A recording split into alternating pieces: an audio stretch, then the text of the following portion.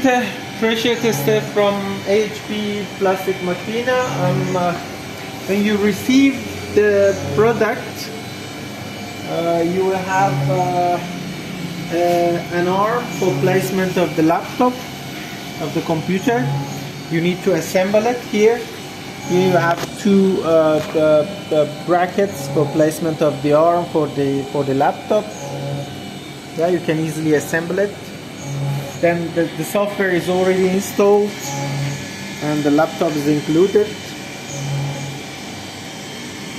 Here in the back side of the machine, you need to connect the water inlet and outlet. This is for cooling of the cylinder.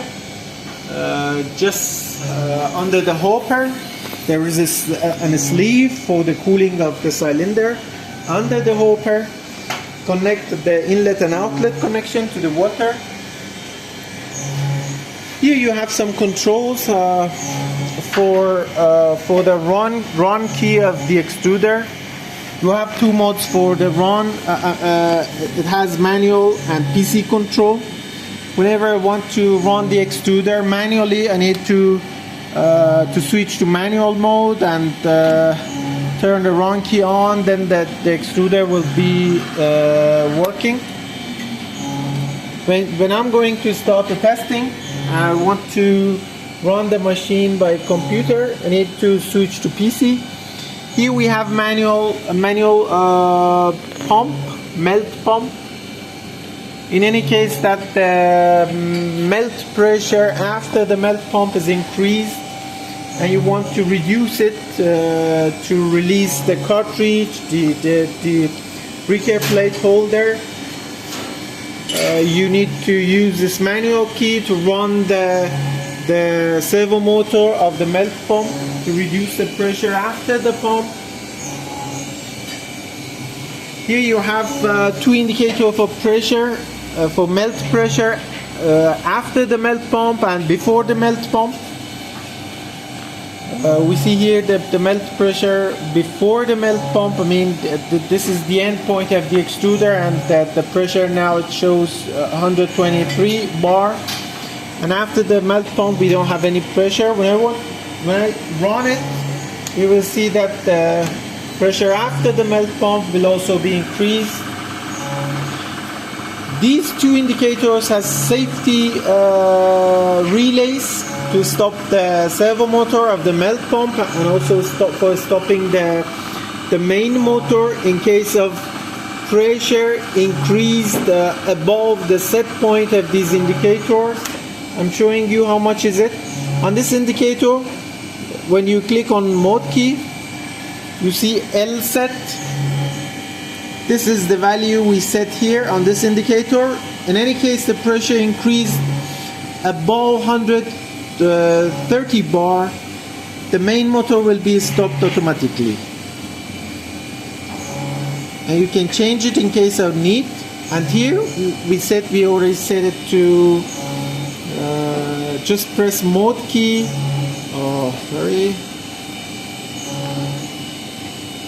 Just press mode key. You will see L set value. Now it's been set to 170 bar. And in any case, the pressure after melt pump increased to more than 170 bar. The servo motor for the melt pump will be stopped. Okay, here we have 6 temperature zone.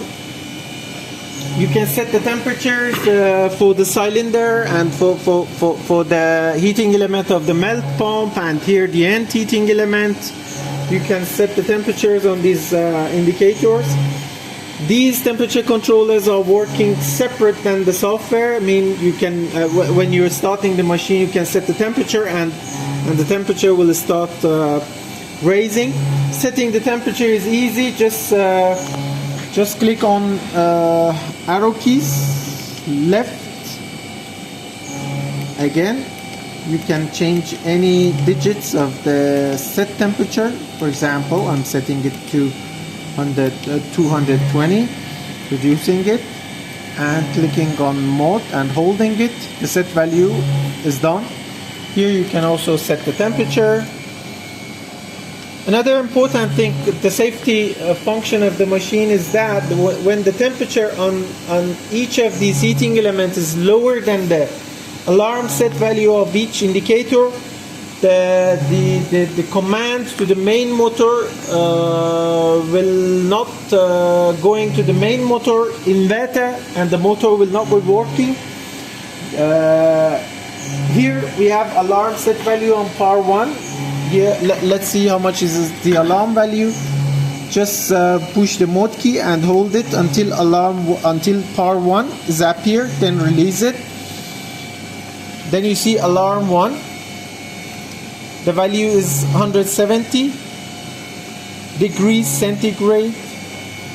You can change it in case of need. This alarm value means that when you turn the machine on, the temperature increased above 170 degrees centigrade.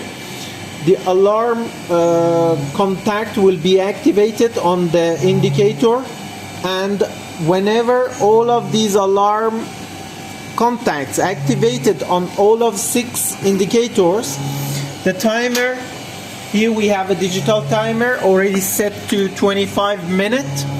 When all of the alarm contacts of the 6 temperature indicators are on, this digital timer will start working. After 25 minutes that we already set it here, the operator can turn the main motor on. The safety function, of course, is for protection of the machine for cold start when the temperature passes 170 degrees centigrade, and also we wait for 25 minutes, then the operator can start the machine for working. Now I'm starting it manually. First of all, I just remove the breaker plate holder from here, and then turn this knot. Tighten this knot to have the main. Yeah, you can manually tighten this knot. We don't have cartridge inside the head, and the pass is open for passing the melt material coming out of the head. And now you can run the machine manually. I'm running it here. I'm in manual mode. I make it run, and I can increase or reduce the speed using this volume key. Yeah. Also, another setting on the front panel is the speed of the servo motor for the melt pump. Now it's set to 100. This is the RPM of the melt pump. You can reduce or increase it using this potentiometer. Now I'm setting it to 600 RPM, 550. This value, the melt throughput of the melt pump can be set using this potentiometer, and the RPM that is shown on the inverter of the controller of the servo motor.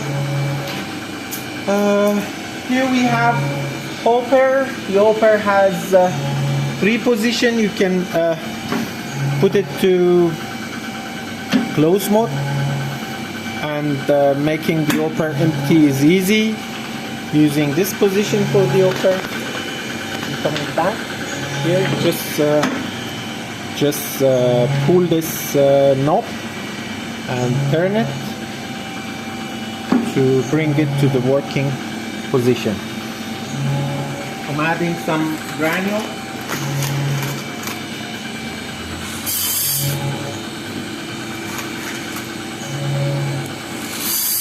To see clean virgin granule coming out of the head of the extruder.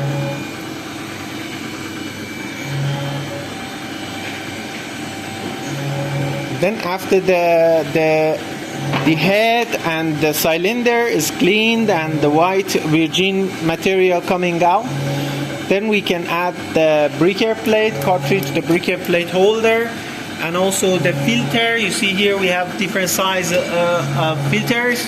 We will put it inside the breaker plate, and we will put the breaker plate holder in place, and we start the working. After we see clean material coming out. Now, every time you did one test with the machine, you need to clean the cylinder with the virgin material, and when you see the clean material coming out, you can put the filter and start the testing. Unless if the material is still black and you put the filter inside the cartridge, then you will not have a stable main pressure, and every time with the passing of the time the melt pressure will be accumulated before the mesh, and you will not have a stable starting pressure. Now I see clean material. You see it's not black. Yeah, when I'm cutting the material it seems that it's clean. Yeah.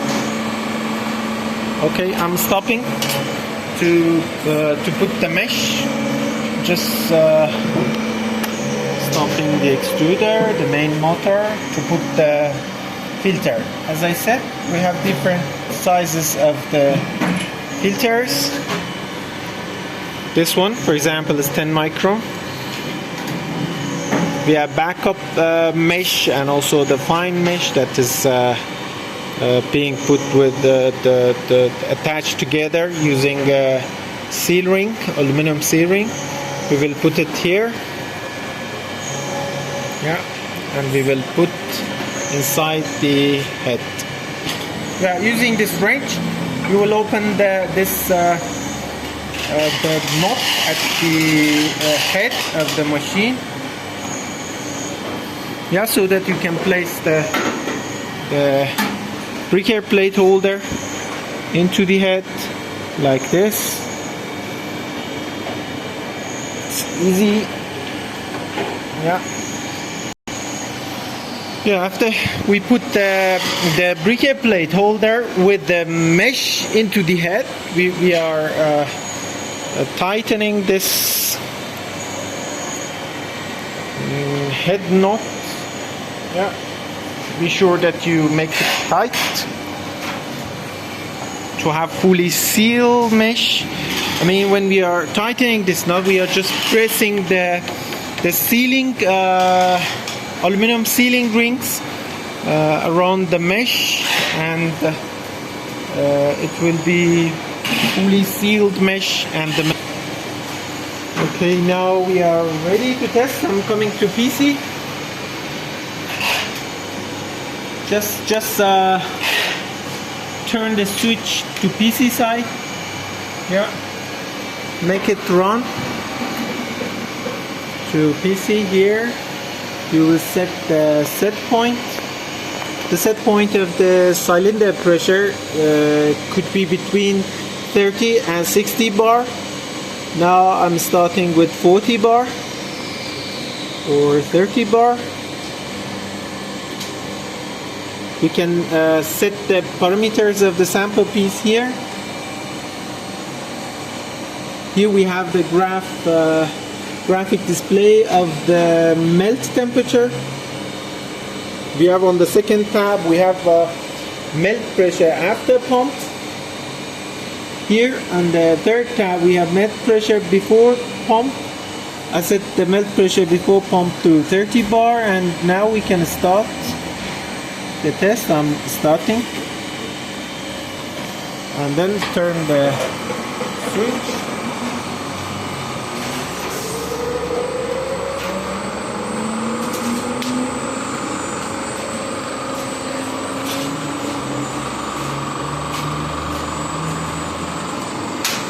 Here I'm setting the speed of the melt pump to some value between 500 and 750 RPM.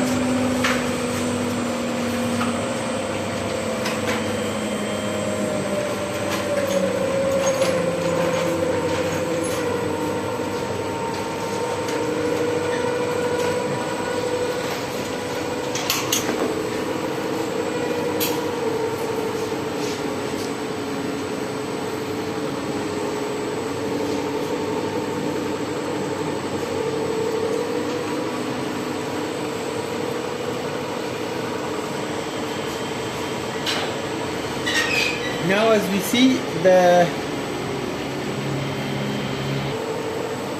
we see we set the pressure inside the cylinder of the extruder, I mean the before melt pump, to 40 bar, and the machine automatically adjusts the rotational speed of the screw to set the pressure to 40 bar. And after we have here on the display, after we have a constant base pressure, after the melt pump we will start adding the mixture of the base polymer with the colorant. Now we are waiting to see how it looks.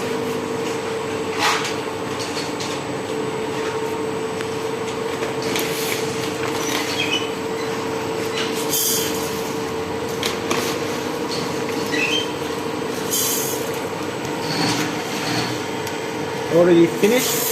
The granules here, the extruder is out of granule, that's why the pressure is dropped. I'm just filling the hopper to have the base pressure inside the cylinder to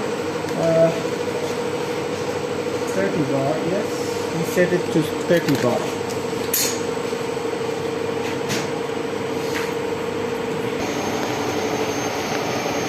As we see the standard EN 13900-5, we have different mixtures of the material, and also we have 3 types of screen pack.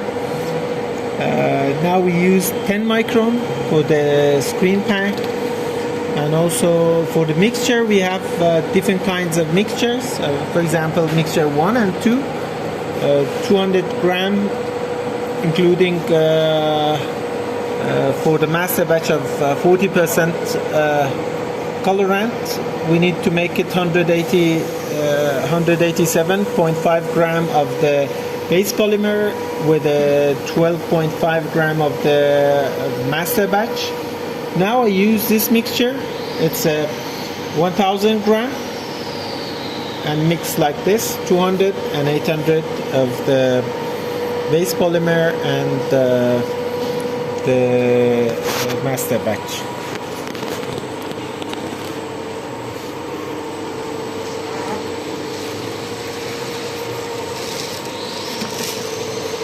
Here we have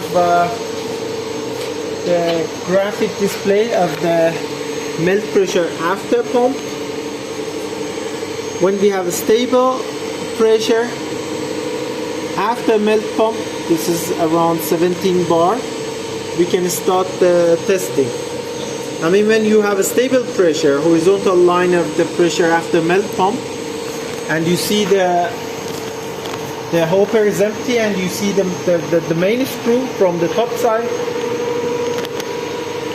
you can add mixture.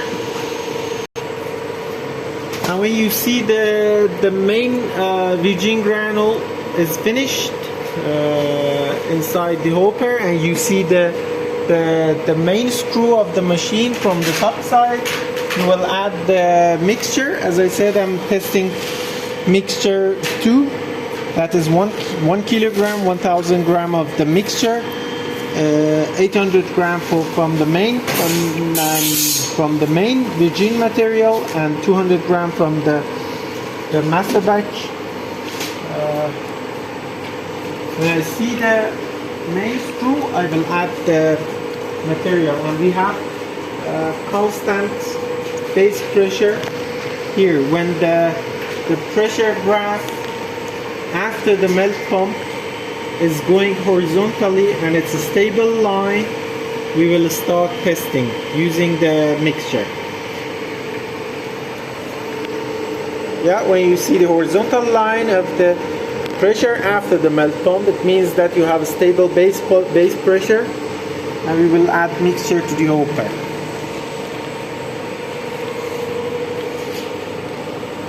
Now I see the screw, and I'm adding the mixture.